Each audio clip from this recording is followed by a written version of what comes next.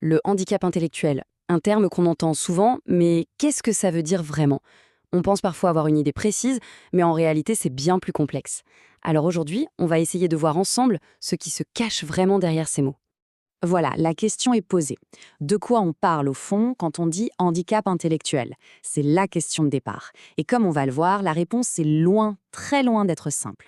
Alors, première chose, et c'est vraiment essentiel à comprendre, le handicap intellectuel, ce n'est pas une maladie. Pas du tout.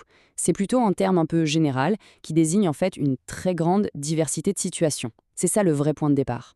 Bon, si c'est si divers, comment fait-on pour y voir plus clair? Comment les professionnels s'y retrouvent? Eh bien, en psychologie, on s'appuie sur trois grands critères. On peut les voir comme trois piliers qui permettent de poser un diagnostic. Allez, on regarde ça de plus près, critère par critère. Le tout premier pilier, c'est une question de timing. Il s'agit du moment où les difficultés apparaissent dans la vie d'une personne. C'est la première chose qu'on examine. Et là, la règle est simple et très précise. Il faut que les difficultés se manifestent avant l'âge de 18 ans. C'est impératif. Ça doit se passer pendant ce qu'on appelle la période de développement. Et pourquoi cette limite de 18 ans est si importante? Eh bien, c'est ce qui permet de faire la différence avec d'autres situations, comme par exemple la démence. Dans le cas d'une démence, on parle d'une personne qui avait acquis des capacités et qui les perd plus tard dans sa vie. Pour le handicap intellectuel, c'est l'inverse. Les difficultés sont là dès la phase de construction, pendant le développement. Ok, premier critère, l'âge. Passons maintenant au deuxième pilier. Celui-là, c'est sans doute celui auquel on pense en premier, le niveau intellectuel, le fonctionnement cognitif. Ici, on parle d'un fonctionnement intellectuel qui est clairement en dessous de la moyenne. Mais attention, le mot intellectuel est large. Ça ne veut pas dire une seule chose. Ça peut toucher le verbal, donc le langage, mais aussi le non-verbal, comme la capacité à résoudre un puzzle visuel, et ça peut même concerner le domaine moteur. Et c'est là que ça devient intéressant. Parce que même ce critère du niveau intellectuel ne dit pas tout, loin de là. Cette phrase le résume parfaitement. Deux enfants ayant un retard mental apparemment identique peuvent toutefois être très différents. Ça veut tout dire. On ne peut pas juste se fier à un chiffre ou à un test. Chaque personne est unique. Justement, puisque le niveau intellectuel ne suffit pas, ça nous amène tout droit au troisième et dernier pilier. Et celui-ci est absolument fondamental, c'est l'adaptation.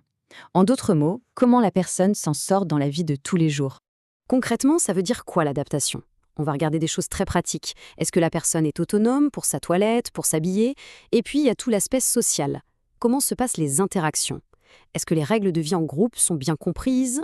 Souvent, au niveau social, l'apprentissage reste un peu en surface. On peut apprendre des règles simples du genre il faut dire bonjour, c'est concret.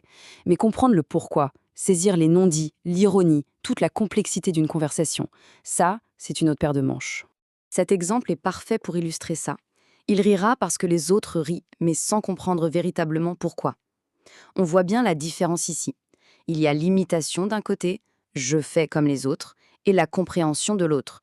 Comprendre la blague, le contexte, c'est cette intégration profonde qui est souvent difficile. Alors, récapitulons. On a nos trois critères. L'apparition avant 18 ans, le niveau intellectuel et les difficultés d'adaptation. Mais même avec ça, on n'a pas une seule et unique catégorie. Il faut imaginer le handicap intellectuel comme un spectre, avec différents degrés.